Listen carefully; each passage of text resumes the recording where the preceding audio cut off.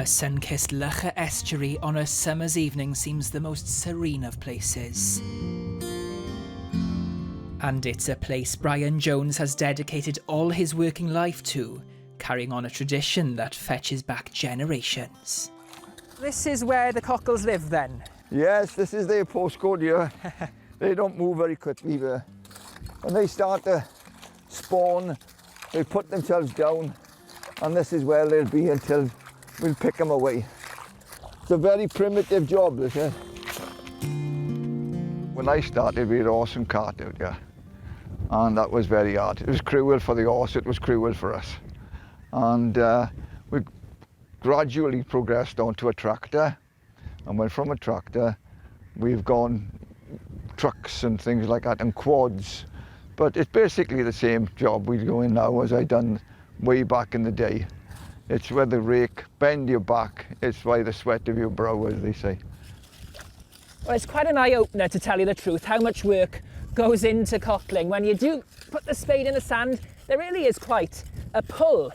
It's quite interesting because we've travelled half a mile in the truck just to come out to this estuary, and it's a big space, so you can imagine it's quite a battle when you've got tide to think about and time.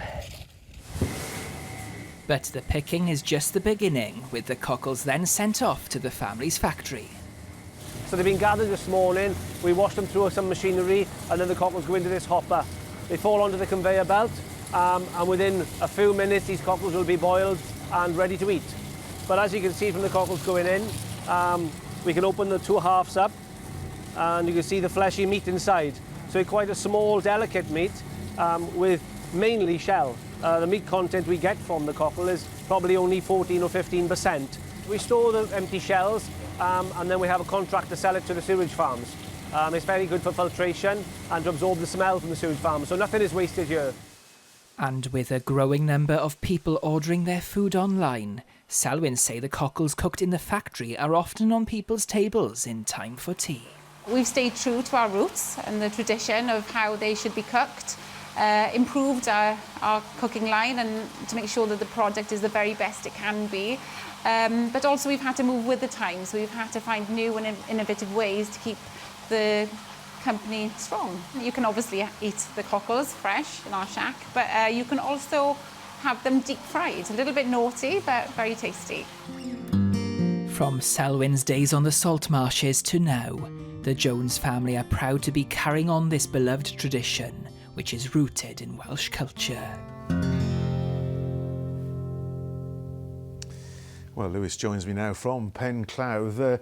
Lewis, cockling, clearly a tradition that's been tied to the area for donkey's years.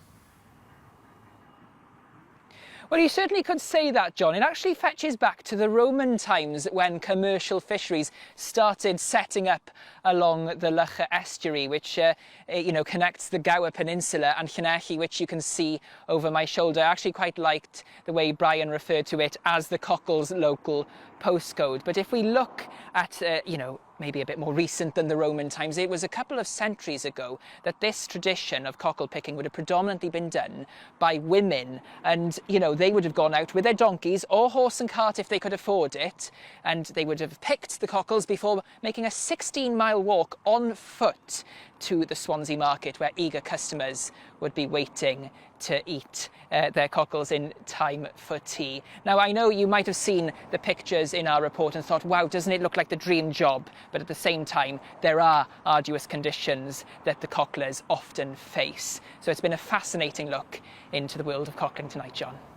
Well, I love cockles, so Lewis, thanks for sharing that with us. Absolutely fascinating.